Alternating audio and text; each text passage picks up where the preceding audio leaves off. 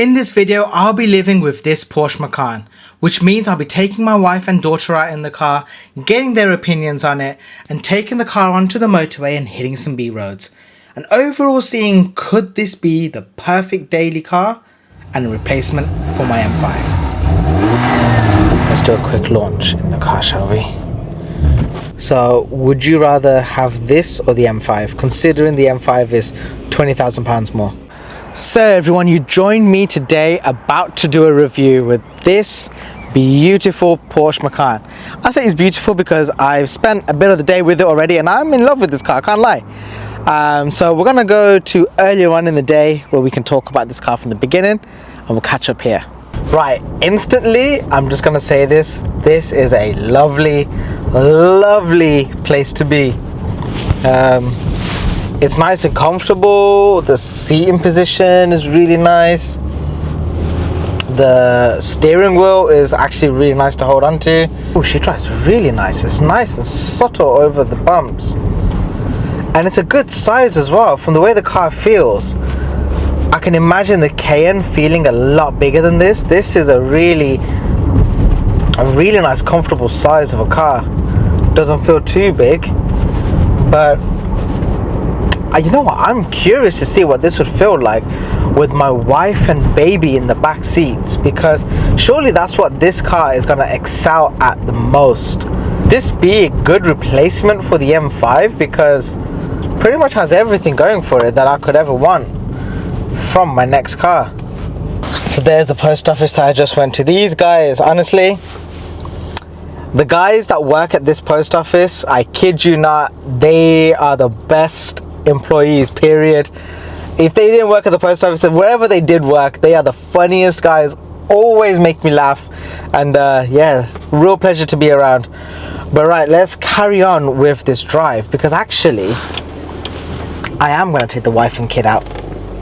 I would say kids, but what I'm going to do now is I'm actually going to head back and I'm going to quickly put in the car seat and take my wife and baby out, because oh gosh, this is actually such a nice experience to be inside of this car. I'm telling you guys, this car's got enough power that you probably don't need anymore. Beautiful panoramic roof. This is really bugging me. I'll be honest, I've been thinking of selling the M5. I've kind of got another car lined up, but driving this, I'm like, oh, this is very tasty of a car. And for the price point that these cars are nowadays, this is challenging. How does it feel for you in the back? Not too small? No. Not too small, but smaller. Smaller than the M5? Yeah. Would you say it's uncomfortable versus the M5? No. It's definitely better than the lump bumps. Yeah, I feel like that. Right, let's spend a little bit more time in the car, and then I'm gonna do more filming afterwards. Get you thinking about how it feels. Then I get your thoughts later. Is that okay? Fine. Yeah, I want your thoughts. One eternity later. It's okay, car. It's not convenient, the fact that there's no heat control thing at the back. Yeah, 3-zone climate control is important when you have a kid. Yeah. Ride comfort? 7.5. Space? Let's say 5. 5 for space. Oof. I thought it would do better than that. No, Okay. I feel a bit claustrophobic. It's tall, but it's very tight. Okay. Right. In that case, so the M5 you prefer over this interior-wise, right? Yeah. Okay. So my other question is then, But ride comfort is better. okay, ride comfort is better, but space. So let's just say if this wasn't a Macan, if it was the Cayenne, so the slightly bigger one, would you say that's better? Yeah. So would you rather have this or the M5, considering the M5 is £20,000 more? But pretty much you can buy two of these for the same price. M5 still. You still have the M5. Yes, I knew I married the right girl. So okay, what other question? Would you say it's a good car worth 15,000? Yeah. Okay. I think that's the thing for me is for the price. It's like so much car for the money. And come on, it's Porsche. Like it's an amazing brand as well. Yeah. It's not like it's, without sounding funny, it's not just Mercedes or BMW or anything like that. It's actually Porsche. So, no fairness, considering we've just driven in small Heath, the one thing I do like is how small the car is in that sense. Like it's easy to drive. Actually, this is an interesting way of asking the question, right? Would you pay £300 more a month to drive the M5 over this? Yeah, if I had the money. I'm telling you guys, that's the problem with the M5. It's too damn good. It's hard to replace. I'm going to review the car as I normally would. A couple of things that I do really like about this car is that little display showing you the map and how easy that is to toggle through to the other displays. It's really nice. You don't need a haptic button for that like the modern day Mercedes and stuff have. That's really annoying. This has that little scroll wheel, which is perfect for your thumb placement to actually scroll through. Like that. Nice, it's a nice touch. I kind of like the placement of everything, but I do feel like the gaps here inside the steering wheel, that could have been used for buttons there. It's a cool look if you want it to stand out, but actually if the cruise control button was there and stuff like that, like it is on the M5, so much more practical, so much more usable, would have been nicer. The controls for the heater element, because they're all so far down here, it's a bit awkward because then you do actually physically have to take your eyes off the road to know what temperature you're at or what speed the heater controls are on. But I like the fact that everything else here is buttons. I feel like if only the buttons felt a little different to each other, it would have been a bit more helpful, because then you would actually know what you're pressing without having to look. Again, unfortunately, BMW, especially, well, not the newest cars, but the last generations, they were so good at these things that it spoiled me, because I can drive pretty much every BMW and barely look away from the road, and I'll be able to change the speaker, sound system, the heater controls, the only awkward one on the F and the M5 is the heated seats, because again it's haptic, so you have to physically know you're pressing it. Let me move this over here. Actually, you know what, one thing I do really like is the view out over the dashboard, because the dashboard's so nice and flat that you kind of feel like you are in control of the car. You feel nicely raised up. I feel like modern day cars nowadays, the dashboard is so big that you physically have to feel like you're looking over it, which not really something that you want. The car has passed baby test because she's still asleep in the car. How's she doing, babe? Is she okay? She's fast asleep. Fast asleep. In my opinion, the other thing that's kind of really cool about this car is, unfortunately you have to say it, it's the brand. It's a Porsche. That's a Lamborghini Urus in front of me, and that's kind of the other kind of brand that you could kind of compete with. The Ferrari, the normal cars is Ferrari, Lamborghini, Porsche. Them three big rivals in the sports / supercar field, right?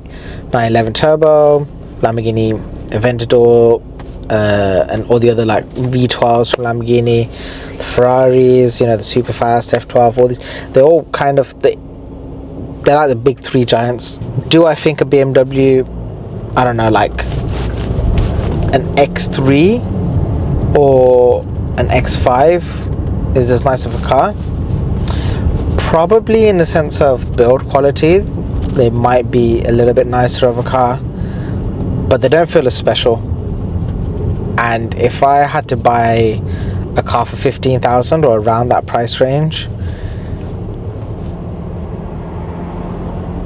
is actually, I don't know. I'm gonna have to go sit on the computer and see what other car I would buy instead of one of these. I'm curious what the reliability is like on these cars. Let's stop talking and I'll do a little bit more driving and get some more feedback for you all. First of all, we've been sat in the car for probably close to 45 minutes. A lot of traffic. But the seats are really quite comfortable. How are your seats in the back for you, babe? Yeah, they're nice. Comfortable still, right? Okay, but I'm about to drive down a pretty bouncy road, and I know just how bouncy it is with the M5, and I hate it in the M5.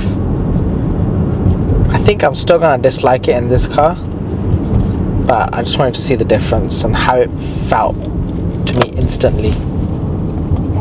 So this road is pretty uncomfortable all the time.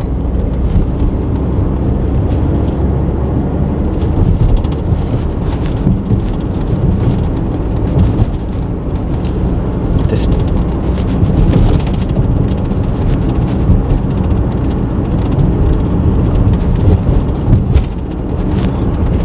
that's actually quite decent. That was really decent for how it felt. Yeah. That actually, how did you feel? It was alright, wasn't it? She hasn't woken up. That was a lot nicer than it was in the M5. Starting to understand why this car sold so well. Because this was one of those cars that really elevated Porsche to a whole nother level. The original Cayenne did a lot for them, for the brand, and I kind of felt like this was the second revolutionary car for them. Obviously, the 911, the Boxster, the Cayman, they're all great cars, but for the mass market, I don't know, this car must have been such a good price point. Because I'm gonna film some more in a bit after I eat something, because oh my god, my stomach is dying. I'm so hungry. Let's go out for a drive in the car. I've eaten. It's almost sunset time. I think it's important we properly get to see what this car is like. Oh my gosh, it's quite nippy, you know. That didn't feel too bad at all. You know what, I'm gonna say it, this car, the driving dynamics of it, the driving dynamics of this car is unbelievable. I can't believe how good it handles and drives.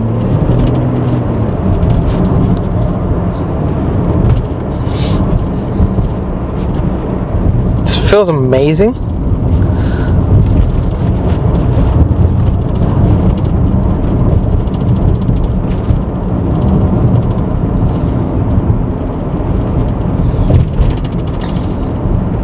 Now I've got a couple of routes that I could go down.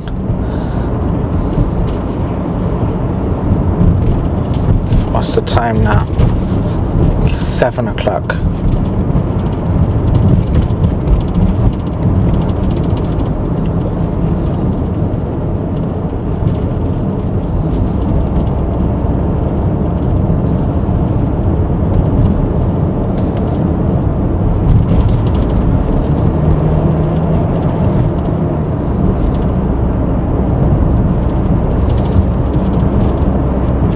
This car has got over 100,000 miles. It's actually on 100,169. Okay, what does a car actually feel like? It does not feel like it's done 100,000 miles. This car feels like as though it's probably done about 40,000 miles. Everything is nice and strong and secure. There's one thing I feel like it's the only thing that's making some noise is the rear parcel shelf. It's just rattling just a little bit, but I feel like there's a rubber piece that's normally kind of there, I think, and that's just missing at the moment. But other than that, the rest of the car sounds and feels so solid. Yeah, after 30,000 miles, I wouldn't be surprised if a car felt like this. Actually, I'd love to know what this car felt like brand new. I would say this feels very much like a 3 Series driving dynamics, but the comfort level is almost like a 5 Series. And that to get from this is completely different from the X3s. I feel like the X3s are a little bit harsher, and they still feel quite a lot like a 3 Series overall in terms of the ride comfort as well. I feel like, you know what, if this car had automatic handbrake, so when you come to a stop like this, the handbrake automatically comes on, and the infotainment was slightly different, you would not think this wasn't a brand new car. Like, yes, the analog display on the digital cluster mix here for the dials isn't the norm these days. These days it's all digital, but you don't want that. And I feel like because it's Porsche and the way they've done the 3 dials, you can get away with it looking like this and it still will always feel modern. Seats don't get spoken about enough on any form of car review. The seat is one of the most important parts of any car, because it's the one thing that you're sat in, and if it's uncomfortable, then you'll notice it, not always at the beginning, you'll notice it later on as you're living with the car. I can tell you straight away, because I'm tuned into looking at this and thinking about this, these seats will be really nice to live with. If you're on a long distance commute, it's absolutely perfect. Because of the car being slightly higher, being a crossover car, it allows you to just sit slightly taller. Leg space is perfect. We've got really good visibility, whilst not having to feel like as though I'm completely at the top of the actual seating position. But the support on the upper back and the lower back is amazing. I feel like BMWs have a great seat, but you can tell the difference when you have more options with them, when they start feeling a little bit better. Ooh, I've been averaging 30 miles per gallon. What? That's including my drive from earlier on, going to Small Heath. What? That's unbelievable. Let's park up and talk about this Porsche. So it's a 2014 model year Porsche Macan, and it is the diesel. I believe it's a 3 litre, but this is a very off the cuff review because I wasn't actually planning on doing this review, but it's just worked out this way. Now we've got the key here. We'll open up the important parts because it is, like I said, important. The boot space, well, unfortunately it does have this that has been, I don't know how this comes off. Maybe something's been dragged across it a bit harshly, but that's a little bit floppy. But apart from that, everything on this car is pretty much spotless. The boot space is really nice and big. I would have preferred it a little bit deeper. Ideally, I feel like with a pushchair that would fit in a lot nicer, but something like this is a perfect family car that you could just throw everything in. Like I said, a deeper space would have just meant a pushchair could have sat really nice and comfortable and you would have had a lot more space. But because it's an SUV, we do have more headspace there. Now, I do have my daughter's car seat in the back, right? And it's pretty nice and comfortable. If I just bring it around like that, you can see just how it looks. But the important part is, how does it feel from this side? Because if we jump in, we sit inside. I'm about 5'5", more than enough headspace here for me. And in all fairness, you'd have to be over 6 foot to start feeling uncomfortable. But yeah, enough space for me if I was just me and my daughter in the back, or for 2 people basically. I think it would start feeling a bit awkward if you've got 3 people in the back with a car seat, because yeah, my shoulders literally having to sit on top of the car seat. So it's not the widest in the back, which is something that my wife did allude to earlier on.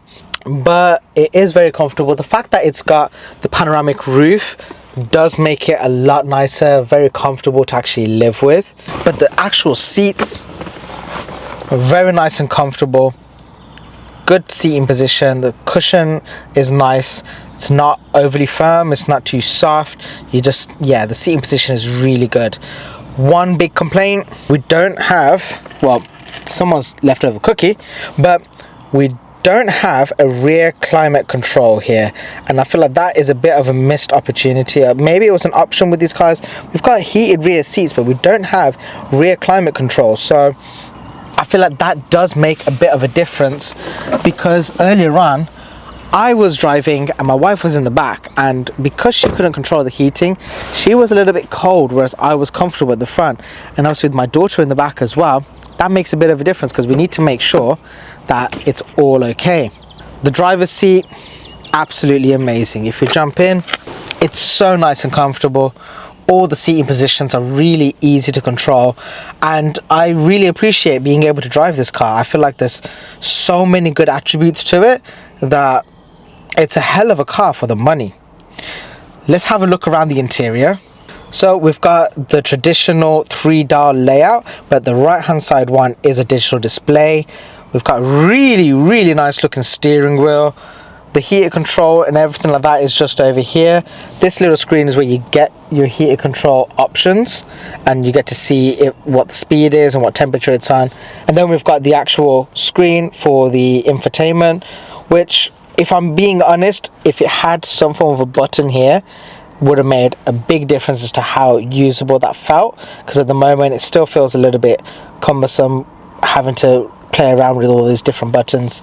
I guess it's something, if you're used to Audis and Volkswagens, it will feel very similar. If you're used to BMWs, then this will feel a little bit awkward to live with. But we've got lots of space. We've got 2 cup holders, which I've got the phones in at the moment.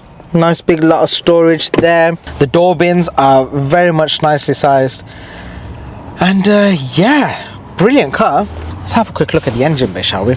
Because I love the way on these cars it opens up with the bonnet having a cutout for the headlights. Right, I'm doing it with one hand, so it's a bit awkward. But yeah, the cutout open there, it makes it feel special. And that's what's important. The reason why this thing sounds so good when you're driving around is because it is a V6 3-litre diesel. Big reason as to why this car is also quite enthusiastic and rewarding to drive, while still being something very fuel efficient and economical.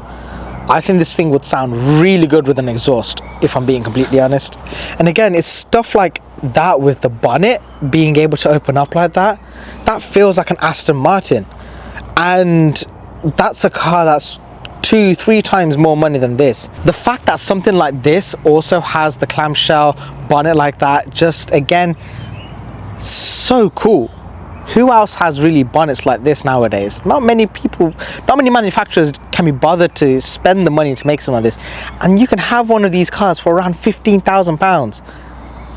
That is amazing. £15,000 to £20,000 for a car like this? That's really hard to think about if you should have any other car. Whatever that was sounded awesome. Now let's hear what this car sounds like when it's started up.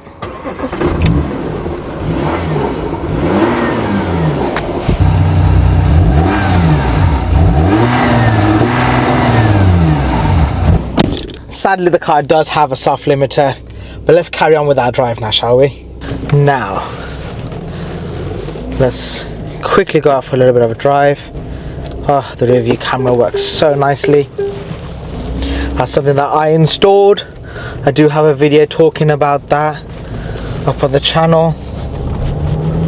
Let's go. You know what? The paddles on this car also feel really nice. Let's do a quick launch in the car, shall we? Ready?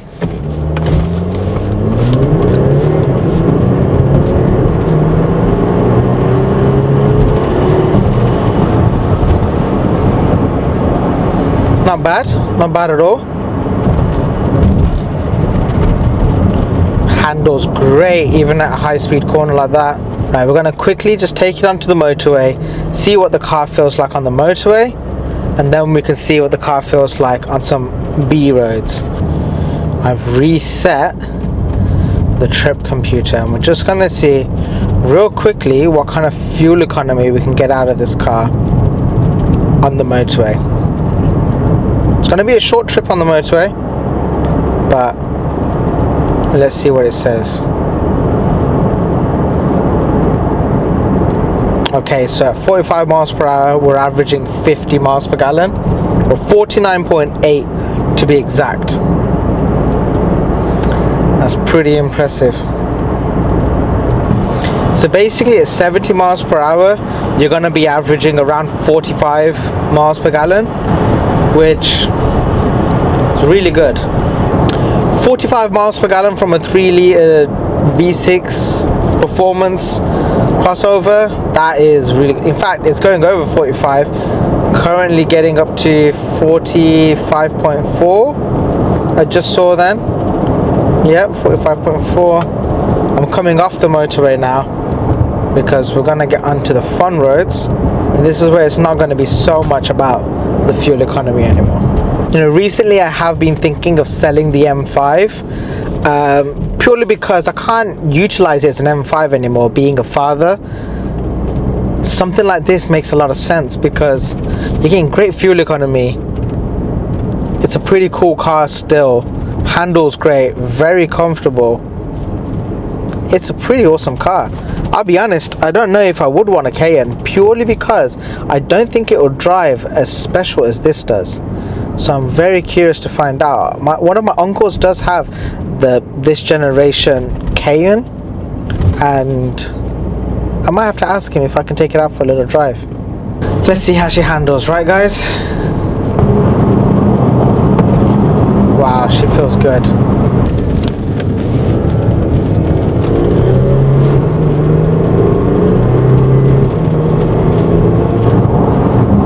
I feel like, I don't know, maybe it's this example of the car. I feel like actually the happy point of this car isn't driving it flat out. It's enjoying the torque.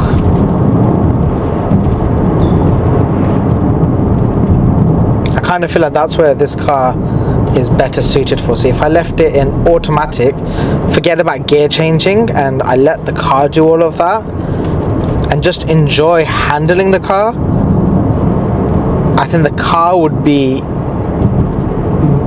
dare I say it, a bit more fun, you know.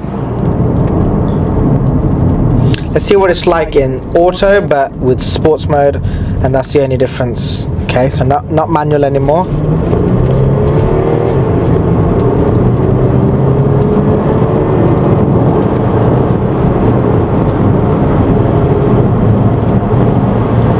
Oh no, he went up a gear then for no reason.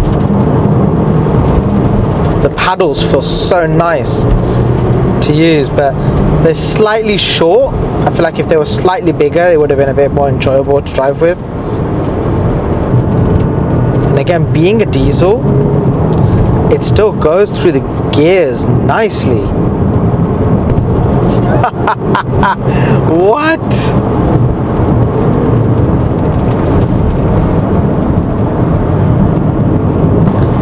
Okay, so my cousin has a BMW 540i, and I'm telling you guys right now, around the corners, this car feels way more planted. Whee! If this was a petrol-powered V6 with a bit more range in the revs, woo!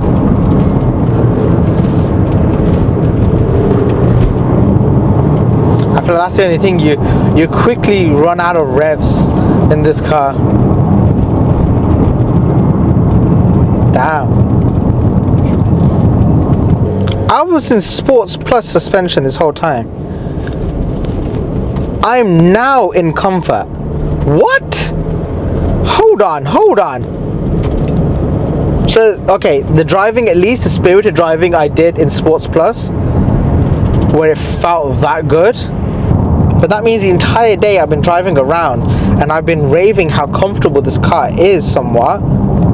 I wasn't even in comfort mode. I don't know why I didn't look at that before. What? This car gets better? What? Oh my gosh. Okay. If I'm being honest, right? I've already kind of got my new car on order. But this car is so good that it's genuinely making me think, should I cancel my order? And that's a big statement to make. Ladies and gentlemen, I think now is a good point to end the video, because I'm seeing, weirdly enough, where I am right now, it's quite a posh area. I'm seeing other Porsche Macans, but they're obviously the newer shape, much newer. But looking at that and looking at what I'm in, I don't feel like I'm in a lesser car. If anything, this feels like the smart car to be in. This feels like the one that you should actually put your money into. Maintaining one of these and doing a few little upgrades, maybe adding like CarPlay, that would be one thing that I would personally add to this car, like Android Auto and Apple CarPlay. The reverse camera does make a massive difference. What more do you need from a car? You got brand prestige, good fuel economy, good performance, comfort is great, the handling performance is fantastic, seating position's great.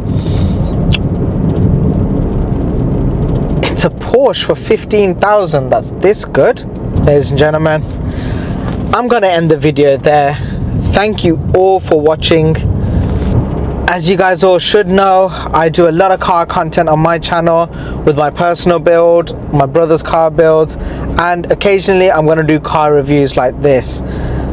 So if you want to see all of that good car content, be sure to subscribe, leave your thoughts in the comments down below, and hopefully I'll see you all in the next one. Anyway everyone, peace out, bye.